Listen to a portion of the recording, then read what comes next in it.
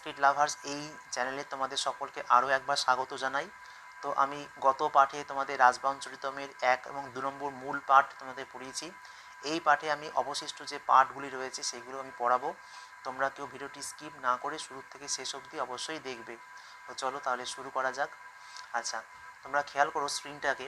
আচ্ছা, মূল পাঠ 3 নম্বর বলছে, তুমুলে চাস্মিন সময়ে অনিয়ন্ত্রিত প্রবেশাহা কিম কিম ইতি সহসা উপসৃত্য বিবিশুহু অন্তর্বংশিক পুরুষাহা। অর্থাৎ কি, সেই যে তুমুল কোলাহল শুনে, হ্যাঁ, অন্তঃপুরে সমস্ত প্রবেশের নিয়ন্ত্রণ না থাকায় কন্যান্তপুরের যারা রক্ষীরা ছিল দাঁড়িয়ে, তারা বলছে কিম কিম, মানে কি হলো কি হলো, এই বলতে বলতে সেখানে কিন্তু প্রবেশ করলো।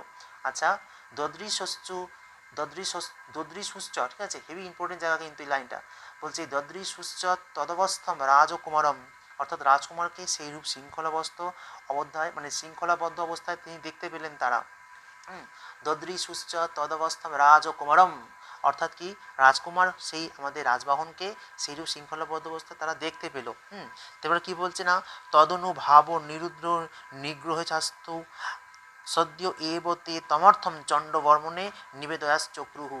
আচ্ছা, বলছে তদনুভাব নিরুদ্ধ নিগ্রহে ছাস্তু সদ্য এবতে তমর্থ চণ্ড বর্মণে নিবেদয়াশ্চক্রুহু। অর্থাৎ কিন্তু রাজবাহনের প্রভাবের কারণে, যেহেতু তিনি রাজপুত্র, তার রাজপুত্রকে কি কোনো প্রহার, মানে মানে রক্ষীরা কি প্রহার করতে পারবে না। তাই কি হলো, তিনি রাজবাহনের প্রভাবের কারণে তাকে উৎপীড়ন করতে অসমর্থ হয়ে তখনই তারা সমস্ত বৃত্তান্ত সেই চণ্ডবর্মাকে কিন্তু জানালেন, হ্যাঁ, এই রক্ষীরা। আচ্ছা, তারপর মূল পাঠ 4 নম্বর পাঠে কি পাচ্ছি আমরা, বলছে সোপি কোপাত আগত্য নির্দহন্ব দহন গর্ভয়া দৃশা নিসম্যত উৎপন্ন প্রত্যভিজ্ঞ। বলছে সোপি কোপাত আগত্য নির্দহনীয় দহন গর্ভয়া দৃশা নিসম্যৎপন্ন প্রত্যভিজ্ঞ। অর্থাৎ কি, সেই যে কোপ বশত, তার মধ্যে কিন্তু মানে তিনি কর্মা ছিলেন, অর্থাৎ তার মধ্যে প্রচুর ক্রোধ ছিল চণ্ডবর্মান। সেও অত্যন্ত রেগে গিয়ে যেন দহন করবে, হ্যাঁ, দহন গর্ভ, হ্যাঁ বলছে দহন করবে, এরকম একটা অগ্নিগর্ভ দৃষ্টিতে রাজবাহনকে ভালোভাবে দেখে চিনতে পারলেন। তিনি বলছেন কি, কথম স এবৈষ মদনুজ মরণ নিমিত্ত ভূতায়াহা পাপায়া বাল চন্দ্রিকায়াহা। আচ্ছা, এখানে কিন্তু বিষয়গুলো সন্ধিবিহীন করে কিন্তু পাঠ করা উচিত। আচ্ছা, এই যে বিষয়টা বলছে কথম স এবৈষ মদনু, মানে মদ অনুজ মরণ নিমিত্ত ভূতায়াহা পাপায়া বাল চন্দ্রিকায়াহা। আচ্ছা, বলছে প্রত্যুদত্তভি নিবিষ্ট বৃত্ত দর্পস্য। আচ্ছা, অর্থাৎ কি বলছে, এ তো আমার একই, বলছে কথম স এবৈষ, একই, এ তো আমার অনুজ অর্থাৎ দারুবর্মার মৃত্যুর কারণ। আচ্ছা, সেই যে পাপায়া বাল চন্দ্রিকায়াহা প্রত্যুদত্তভি নিবিষ্ট বৃত্ত দর্পস্য, অর্থাৎ পাপিষ্ঠা বালচন্দ্রিকার যে স্বামী, সেই যে ধনগর্বিত বৈদেশিক বণিকপুত্রস্য পুষ্পোদ্ভবস্য মিত্রম রূপমত্তঃ কলাভিমানী। আচ্ছা, নৈকবিধ বিপ্রলম্ভ পায় পাট বা বর্জিত মূঢ় পৌর জনম ইত্থা রূপিত বিহিত দেবতানুভাব। অর্থাৎ কি বলছে, যে এখানে কিন্তু প্রচুর কিন্তু ভীষণে প্রয়োগ করা হচ্ছে। হ্যাঁ, বলছে সেই বিদেশি বণিকপুত্র, হ্যাঁ, আমাদের কি পুষ্পোদ্ভবের যে বন্ধু, এবং সে যে রূপ গর্বিত। আচ্ছা, যে নিজের রূপ নিয়ে গর্বিত, কলাবিদ্যায় যে পারদর্শী হেতু সে গর্বিত, এবং নানা প্রকার প্রতারণায় নিপুণ, এবং বলছে কি না, কপট ধর্ম কঞ্চুক নিগুড় পাপ ও শিলশ্চপল ব্রাহ্মণ বুবহ। অর্থাৎ মিথ্যা ধর্মাচরণকারী, গোপনে পাপাচারী, সেই চঞ্চল স্বভাব ব্রাহ্মণাধম। আচ্ছা, এইবার এই যে শেষ যে লাইনটা খুব ইম্পর্টেন্ট জায়গা, বলছে কি, এই লাইনটাতে বলছে যে কথমিবৈন মনুরক্তা মাদৃশেষ্যপি পুরুষ সিংহেশু সাবমানা পাপেয়ম অবন্তি সুন্দরী। আচ্ছা, কথমিবৈনম অনুরক্তাহা মাদৃশেষ্যপি পুরুষ সিংহেশু সাবমানা পাপেয়ম অবন্তি সুন্দরী। অর্থাৎ এই যে লাইনটার এই যে অর্থটা, বলছে আমার মতো পুরুষ সিংহকে যে অবজ্ঞা করে এই পাপিষ্ঠা অবন্তি সুন্দরী কি করে এর প্রতি অনুরক্তা হলেন। আচ্ছা, অর্থাৎ তার মধ্যে যে তার প্রতি যে আকর্ষণ ছিল, আমাদের চণ্ডবর্মার অবন্তী সুন্দরীর প্রতি যে আকর্ষণ ছিল, এবং হচ্ছে কিন্তু এবং সে কি করছে, সে কিন্তু অবজ্ঞা করে তাকে, আমাদের রাজবাহনকে কিন্তু অবজ্ঞা করে, তিনি বলছেন যে পুরুষ সিংহকে অবজ্ঞা করে পাপিষ্ঠা অবন্তী সুন্দরী কি করে এর প্রতি নড়ত, মানে তার যে মনে একটা হিংসা, আচ্ছা, দ্বেষ, তার প্রতি রাজবাহনের প্রতি যে দ্বেষ, এটি কিন্তু প্রকাশিত হচ্ছে। আচ্ছা, তারপরে 5 নম্বর যে পার্ট রয়েছে, আচ্ছা, হেভি ইম্পর্টেন্ট জায়গা, বলছে পশ্যতু পতিম অদ্বৈব। আচ্ছা এইবার তিনি কি করছেন, বলছে পশ্যতু মানে দেখো, বলছে পশ্যতু পতিম অদ্বৈব শূলাবতম শীতমীয় অনার্যশীলা কুল পাংশনি ইতি নির্ভৎসয়ন। আচ্ছা আস্তে আস্তে বলি এখানটা, বলছে পশ্যতু পতিম অদ্বৈব স্থূলৌ। আচ্ছা অত মানে কি, ভেঙে ভেঙে যদি বলি যে স্থূলাবতম মানে কি, স্থূলাবতম শীতমীয় অনার্য শিলা কুল পাংশনি ইতি নির্ভৎসয়ন, নির্ভৎসনা করতে করতে সত্যি প্রত্যয় রয়েছে এখানটায়।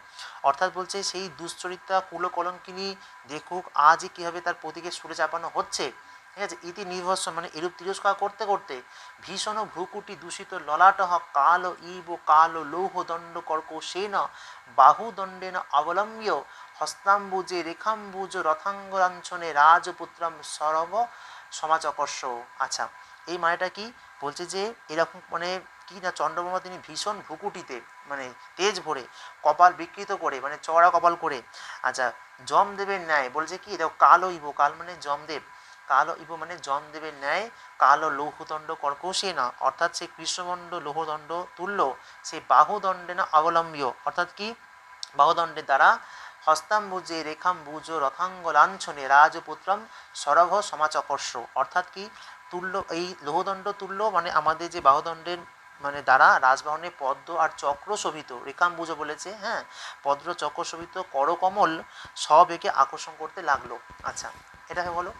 তারপরে 6 নম্বরটা ষষ্ঠ পাঠে কি বলছে, এটি হচ্ছে অন্তিম পাঠ আমাদের, বলছে সতু স্বভাব ধীর সর্বপৌরসাতি ভূমি সহিষ্ণুতৈক প্রতিক্রিয়াম দৈবীমেব তাম অপদম অবধার্য স্মর তস্যা হংসগামিনী হংস কথায়াহ। আচ্ছা রাজবন তখন কী বলছেন, বলছেন যে কিন্তু স্বভাবে কিন্তু রাজবন কেমন, তিনি খুব ধীর প্রকৃতির, হ্যাঁ তাই ধীর প্রকৃতি, তিনি খুব সকল প্রকার পৌরুষের সর্বপৌরুষ সাথেই ভূমিহি, অর্থাৎ তার মধ্যে সকল প্রকার পৌরুষের আধার রয়েছে। এবং তিনি বলছেন যে সহিষ্ণুতৈক প্রতিক্রিয়া দৈবীমেব, দৈবী মানে কি ভাগ্য, হ্যাঁ ভাগ্যচক্র, তাহলে রাজবাহন দৈবাগত বিপদ কেবল সহ্য শক্তি, তিনি বলছেন খুব ভালো একটা কথা, বলছে সহিষ্ণুতা এক প্রতিক্রিয়াম দৈবী মেব তাম আপদাম অবধার্য, অর্থাৎ কি বলছে এই যে দৈবাগত যে বিপদ যেটা আসছে আমাদের মধ্যে সেটা কেবল সহ্য শক্তি দ্বারাই কিন্তু প্রতিকার সম্ভব। আচ্ছা এইরূপ করে মানে এইরূপ চিন্তা করে তিনি বললেন যে স্মর তস্যা হংসগামিনী হংস কথায়াহা, অর্থাৎ হে হংসগামিনী বালিকা, সেই হংস বৃত্তান্ত, সেই পূর্বজন্মের হংস বৃত্তান্ত তুমি শ্রবণ করো, তুমি স্মরণ করো, হ্যাঁ স্মর তস্যা স্মরণ করো তুমি। আচ্ছা সহস্র বাসু মাসদ্বয়ম ইতি প্রাণ পরিত্যাগ রাগিনীম প্রাণ সমম সমাশ্বাস্য।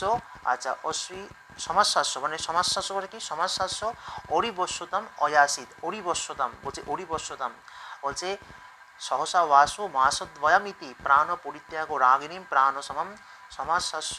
আচ্ছা অরিবশ্যতাম অয়াসিত, অরিবশ্যতাম অয়াসিত, অর্থাৎ কি মানে এই বলে, ঠিক আছে বলছে এই 2 মাস তুমি এই বিরহ ব্যথা সহ্য করো বা বিরহ যন্ত্রণা তুমি সহ্য করো, এই বলে প্রাণ বিসর্জনে উদ্ধত প্রাণপ্রিয় পত্নীকে আশ্বস্ত করে শত্রুর বশ্যতা স্বীকার করে নিলেন। ঠিক আছে, তাহলে এই পর্যন্ত আমাদের অংশটা রয়েছে, মূল পাঠ আমাদের 6টি পাঠ আমাদের ছিল। আচ্ছা এবার এইখানে কিছু বিষয়, অনেক বিষয় আছে, যেমন আমি বলতে পারি যে আমাদের এই যে বিষয়গুলো আসছে যে এখানে সন্ধি বিষয় আছে, অনেক সন্ধিযুক্ত পদ আমরা পাচ্ছি। আচ্ছা এবং কারক রয়েছে অবশ্যই।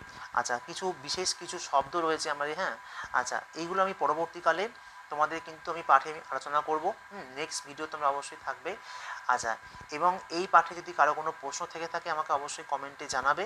আচ্ছা এবং আমি পরবর্তীকালে তোমাদের এই বিষয়ের ওপর মানে এই রাজবাহন চরিত্রের ওপরে কিন্তু আমি বিস্তারে কিন্তু এমসিকিউ কোশ্চেন, যত কোশ্চেন হতে পারে মডেল কোশ্চেন আমি তোমাদের আলোচনা করব। তো তোমরা এই সংস্কৃত লাভার্স চ্যানেলটি সাবস্ক্রাইব করে সকলে পাশে থাকবে। সকলে খুব ভালো থেকো, ধন্যবাদ।